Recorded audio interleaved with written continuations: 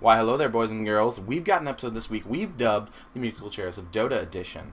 Now, we've got players coming, going, leaving, swapping, going all over to different teams in the DotA scene. I've fixed my video corruption problem, which has been causing me not to be able to record, and I only broke 3 keyboards in the process.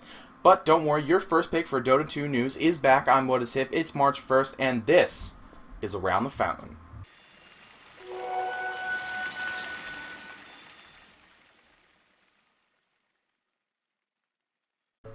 Now, we start off with a bit of sad news / drama. Eternal Envy has been removed from No Tidehunter in a decision seemingly initiated by LOTA.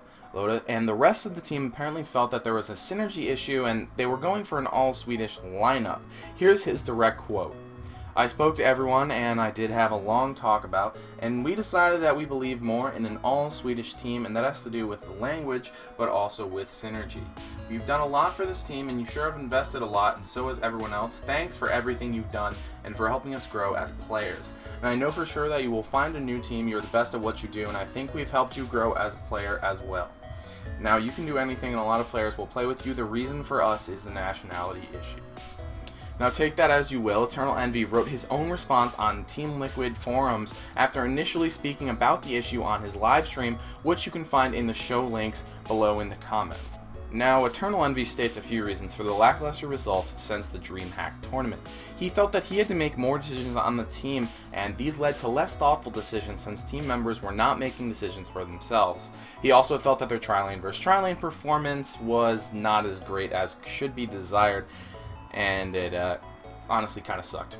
He went on to state since S4 has taken the captainship during the time in No Tidehunter that things were improving, including his own performance.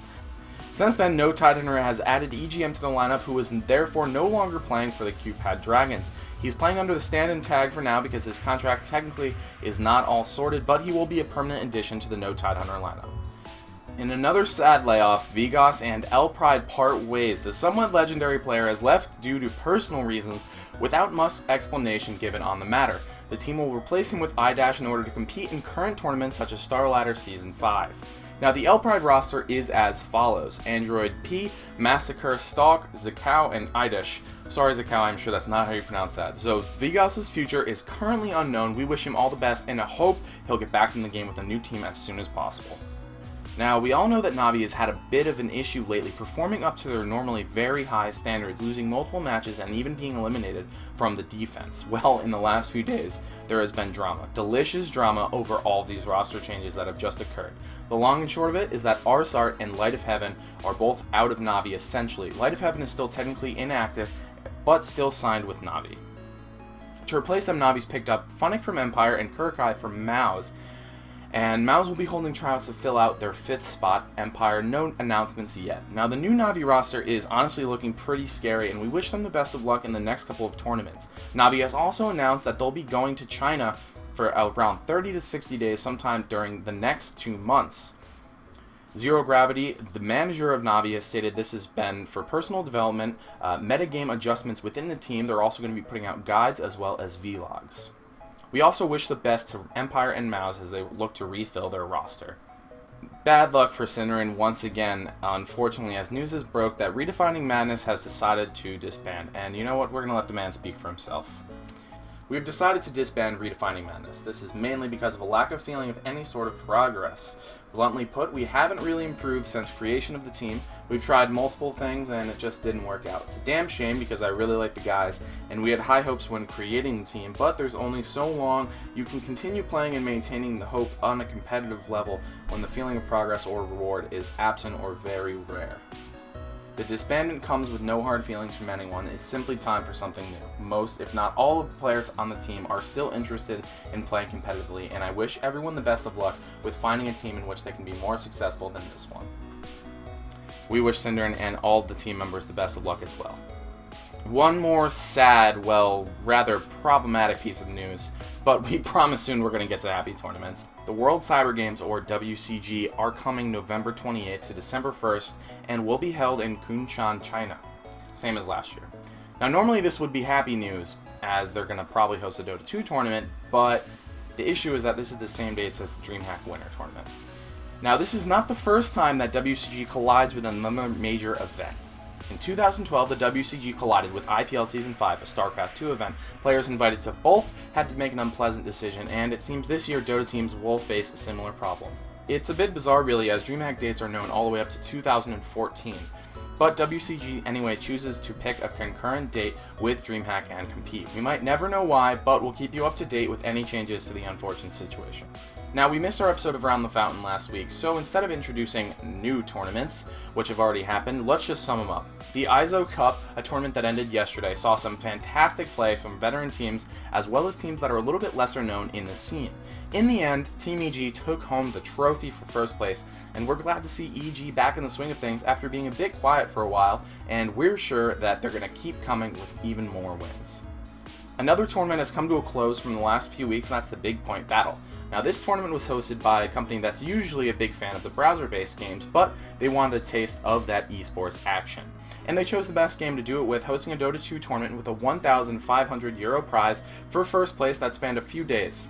Team Liquid came out on top, boasting a 17-0 win streak by the time the tournament was over. Now, they have dropped a couple games since then, but it's still an incredible accomplishment.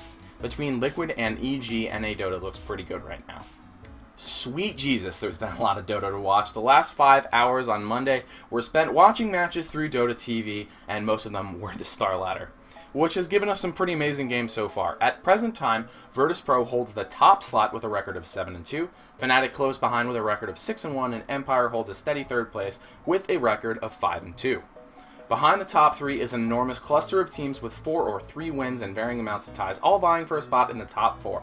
Currently, no Tidehunter has that 4th slot, but that can change at a moment's notice. By the way, if you haven't seen the Empire vs. Navi game, dude, you should really watch it. Click the link under the show to watch the VOD. It'll be right down there, and it's really awesome. A moment ago, I said that I've been watching a lot of Dota. Well, it hasn't just been Starladder. The D2L Raid Call Season number 2 has not sat in its ass and let Starladder walk all over it. AC and Jurassical have been bringing us some top quality Dota games as well.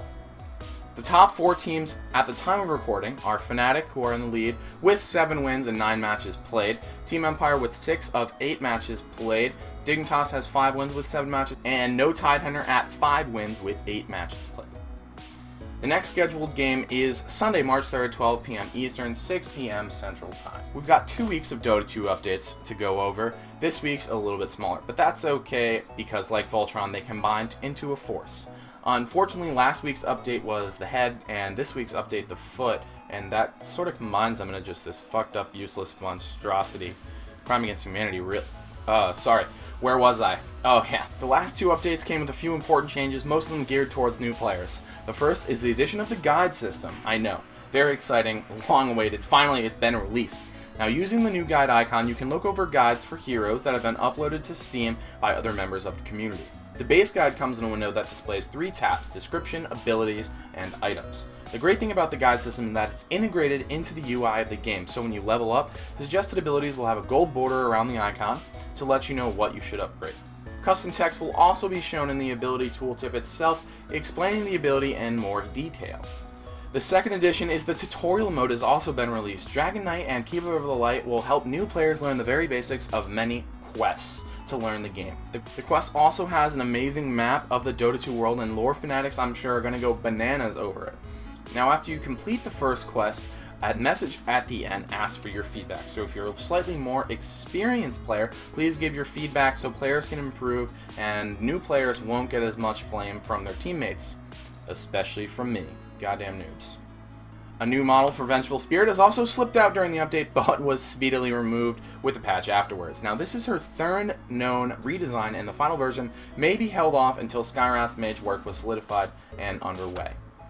Now, my thought is that it keeps their designs the same since they're both from the Skywrath race, which she then gave up when her wings were torn from her body to become, you guessed it, a Vengeful Spirit. There's your lore for the week. Enjoy. Now, we've had 11. I don't have enough fingers for 11 sets to come out for new heroes, and I've decided that donating plasma is really going to be the only way to go to make sure that I can keep buying these items. Now, the lightning effects for Mjolnir, Zeus, as well as Shadow Shaman have been updated, which gives them a nice ferocity compared to their old ones. Lena's icons have been updated along with an alternate hero portrait that give her flames for hair that might be coming to Cosmetic down the road. The March chest Treasure of Crystalline Chaos has come out. New menu music, some new sound effects, and work continues on tutorial mode. And bots. But I didn't really have to mention that, did I? So last week we released an article entitled Power Rankings, and God, some of you really hated it. And that's cool because it's our first stab at something like this.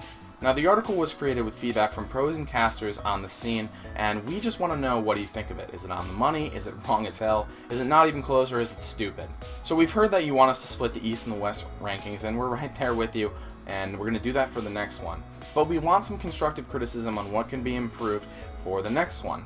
And I stress the word constructive because I don't need to know that my mom had a better opinion last night. That doesn't really help anyone, especially my father, who is a sensitive and wonderful man.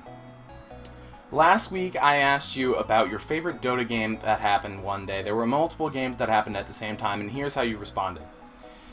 39% said A, game with Phantom Lancer, Navi vs Fnatic EU, the Defense Season 3. Only 10% of you chose Clockwork vs Axe, Mouse vs VP, the Premier League. And an overwhelming 51% said Bloodseeker and 5-4 Steps, no Tidehunter vs Redefining Madness in the raid called D2L. Now the poll. What are your thoughts on the Navi roster changes? A, good. B, bad. C, something. Or D, Puppy and Kurokai's love will transcend all language barriers and they'll be the best support team ever. That's it for this week's update. Sorry for the delay and no episode last week, but we should be right back on schedule after I fixed all of our problems. Please subscribe here and here. If you have any comments, shoot me an email over at WhatIsHipTV@gmail.com. And until next time, enjoy some Dota, and I'll see you then.